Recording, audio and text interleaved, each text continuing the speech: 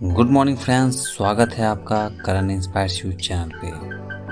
आज है 25 मार्च 2023 और आज के एडिटोरियल में हम बात करने वाले हैं छोटे जल निकायों का पुनरुद्धार के लिए। छोटे जल निकाय हमारे आसपास पड़ोस में हमारे वातावरण पर क्या प्रभाव डालते हैं, उनके होने से हमें क्या लाभ है, उनके ना होने से क्या हानियां हैं, उन्हें कैसे सुधारा जा सकता है, इन सभी चीज़ों पर हम बात करेंगे। यह एडिटोरियल 22/3/2023 को द हिंदू में प्रकाशित रिजुवेनेट स्मॉल वाटर बॉडीज लेख पर आधारित है। इसमें लघु जल निकाय के समक्ष विद्यमान समस्याओं और इन्हें संबोधित करने के उपायों के बारे में चर्चा की गई है। संदर्भ इसलिए लिया गया है, संयुक्त राष्ट्र यूएन के अनुसार 2010 के दशक के पूर्वार्ध से मध्य तक वैश्विक आबादी के लगभग 1.9 बिलियन लोग जल की गंभीर कमी वाले क्षेत्रों में निवास कर रहे थे। वर्ष 2050 तक यह संख्या बढ़कर 2.7 से 3.2 बिलियन तक पहुंच जाने की अनुमान है। केंद्रीय जल आयोग CWC द्वारा प्रकाशित जल एवं संबंधित आंकड़े 2023 में उल्लेख किया गया है कि प्रत्येक 2025 तक प्रत्येक 3 में से एक व्यक्ति जल तनावग्रस्त क्षेत्र में निवास कर रहा हो। दुर्भाग्यजनक है कि तालाब, पोखर जैसे लघु जल निकाय स्मॉल वाटर बॉडीज जो भारत में लंबे समय से जल की कृषि और घरेलू आवश्यकता का समर्थन करते रहे थे, अब तेजी से लुप्त हो रहे हैं। इस परिदृश्य में बढ़ते जल संकट को टालने के लिए जहां तक संभव हो जल आपूर्ति में तत्काल वृद्धि करने की आवश्यकता है। जल निकायों से प्राप्त प्रमुख लाभ: जल तक आसान पहुंच। SWB में विशेष रूप से ग्रामीण क्षेत्रों में घरेलू आवश्यकताओं, पशुपालन, पेयजल और कृषि के लिए जल आसानी पहुंच प्रदान कर सकते हैं। यह जल सुरक्षा को बेहतर बनाने और घरों के लिए जल संग्रह के बोझ को कम करने में मदद करता है। SWB हर गांव में मौजूद होते हैं, जिन्हें महिलाओं का पेयजल आवश्यकताओं के लिए जल लाने हेतु कम पैदल दूरी तय करनी पड़ती है। कम रखरखाव लागत: बड़े बांधों और जलाशयों की तुलना में लघु जल निकायों के निर्माण एवं रखरखाव की लागत अपेक्षाकृत कम है। यह उन्हें छोटे पैमाने का जल भंडारण और प्रबंधन के लिए आकर्षक विकल्प है। किसानों के लिए भी सहायक होते हैं। SWB का उपयोग सिंचाई और जलीय कृषि के लिए किया जा सकता है। इस प्रकार ये खेती संबंधी गतिविधियों के लिए जल का एक विश्वसनीय स्रोत प्रदान करते हैं। यह फसल की पैदावार बढ़ाने के लिए किसानों के लिए आजीविका का समर्थन करने में मदद कर सकता है।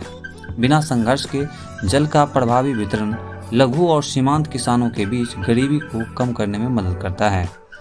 भूजल पुनर्भरण में सहायता: SWB भूजल संसाधनों के पुनर्भरण में भी मदद कर सकते हैं, विशेष रूप से उन क्षेत्रों में जहां भूजल की कमी चिंता का विषय है।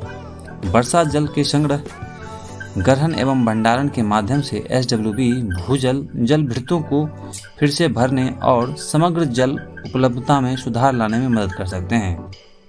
जैव विविधता: लघु जल निकाय कई दुर्लभ और लुप्तप्राय प्रजातियों सहित पादप एवं जीव प्रजातियों की एक विविध श्रेणी का समर्थन करते हैं। ये मछली, उभयचर, सरीसृप एवं पंछियों जैसे जलीय और अर्धजलीय जीवों के लिए महत्वपूर्ण पर्यावास एवं प्रजनन आधार प्रदान करते हैं। जल की गुणवत्ता: लघु जल निकाय प्राकृतिक फिल्टर के रूप में कार्य करके जल की गुणवत्ता में सुधार लाने में मदद करते हैं।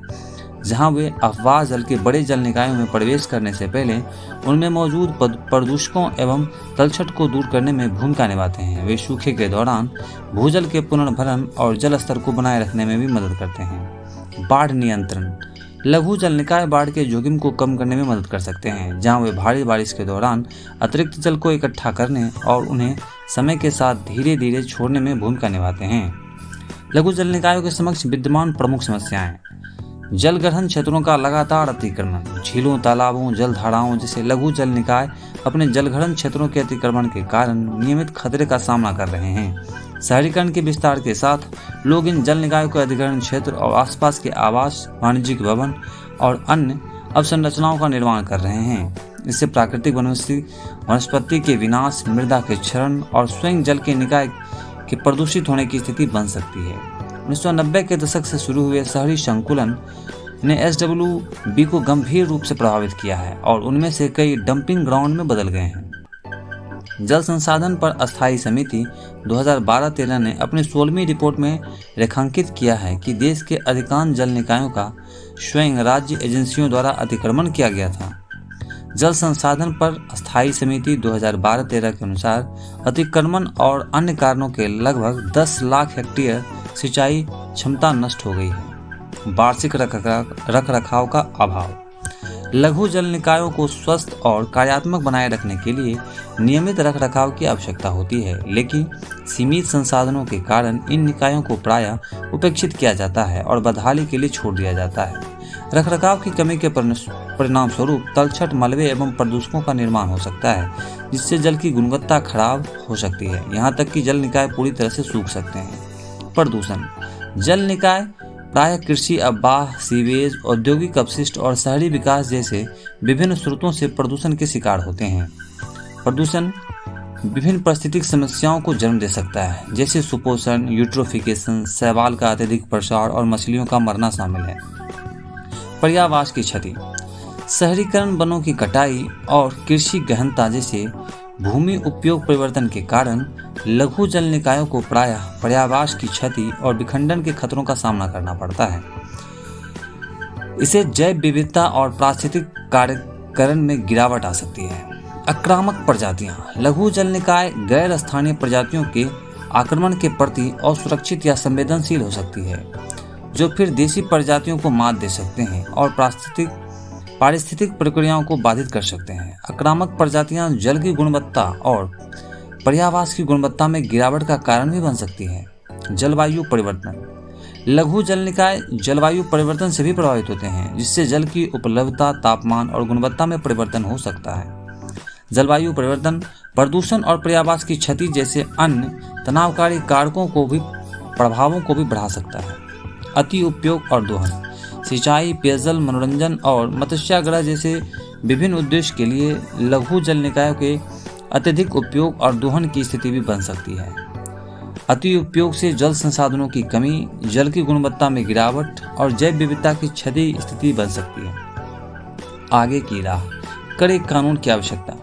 लगातार बढ़ते अतिक्रमण को देखते हुए जल निकायों पर अतिक्रमण को संज्ञेय अपराध बनाने के लिए तत्काल बड़े कानून बनाने चाहिए।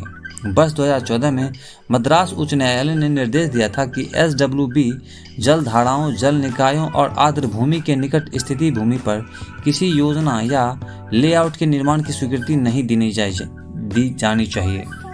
लघु जल निकायों के लिए एक अलग मंत्रालय का निर्माण करना। SWB की जीर्ण स्थिति को देखते हुए समय समय पर इसकी मरम्मत एवं पुनरुद्धार के लिए पर्याप्त धन के आवंटन के साथ एक अलग मंत्रालय का निर्माण किया जाना चाहिए। किसानों की भागीदारी के बिना, जो SWB के मुख्य लाभार्थी हैं, इन युग पुरानों साधनों का कार्यकरण में सुधार लाना कठिन है। तालाब उपयोगकर्ता संगठन की स्थापना करना। किसान को एक तालाब उपयोगकर्ता संगठन की स्थापना के लिए स्वैच्छिक रूप से आगे आना चाहिए और SWB के मरम्मत कार्य में योगदान करना चाहिए, जैसे सदियों पुरानी कूदी मराथू प्रणाली के तहत किया जाता था, जो कि कॉरपोरेट क्षेत्र द्वारा विभिन्न उद्देश्य के लिए जल के उपयोग में लगातार वृद्धि हो रही है, जिसे कॉरपोरेट सामाजिक उत्तरदायित्व के तहत मरम्मत एवं पुनरुद्धार की अपेक्षा की जानी चाहिए। संदूषण से बचना। लघु जल निकाय कृषि क्षेत्रों, औद्योगिक गतिविधियों और आवासीय क्षेत्रों से होने वाले अफवाह से उत्पन्न प्रदूषण की चपेट है। उनकी रक्षा के लिए आवश्यक है जल निकायों में हानिकारक रसायनों एवं अपशिष्टों के निकास पर रोक लगाकर उनके संदूषण से बचाया जाए। आसपास की भूमि का संरक्षण। छोटे जल निकायों का हित आसपास की भूमि से निकटता से संबंध है। मृदा क्षरण में योगदान करने वाले विकास कार्यों, वनों की कटाई और अन्य गतिविधियों के आसपास की भूमि की रक्षा करना आवश्यक है, जो जल में अवसादन और पोषण प्रदूषण को रोकने में मदद करता है। आक्रामक प्रजातियों को नियंत्रित करना। गैर स्थानीय पादपों एवं जीवों की आक्रामक प्रजातियां लघु जल निकायों में पारिस्थितिक संतुलन को बाधित कर सकती है। उनके प्रवेश और उनके प्रसार को रोकने के लिए आवश्यक नियंत्रण उपाय किए जाने चाहिए। जागरूकता का प्रसार। लघु जल निकायों के महत्व के बारे में जन जागरूकता के प्रसार से उनके संरक्षण के लिए समर्थन जुटाने में मदद मिल सकती है। इसमें सामुदायिक कार्यक्रम आयोजित करने, शैक्षणिक सामग्री वितरण करने और स्थानीय हितधारकों के साथ संलग्न होने जैसी गतिविधियां शामिल हो सकती है। वर्ल्ड वाटर डे 2023 पर हमने ये सारी बातें रखी। आप अपने सुझाव कमेंट बॉक्स में हमें दे सकते हैं।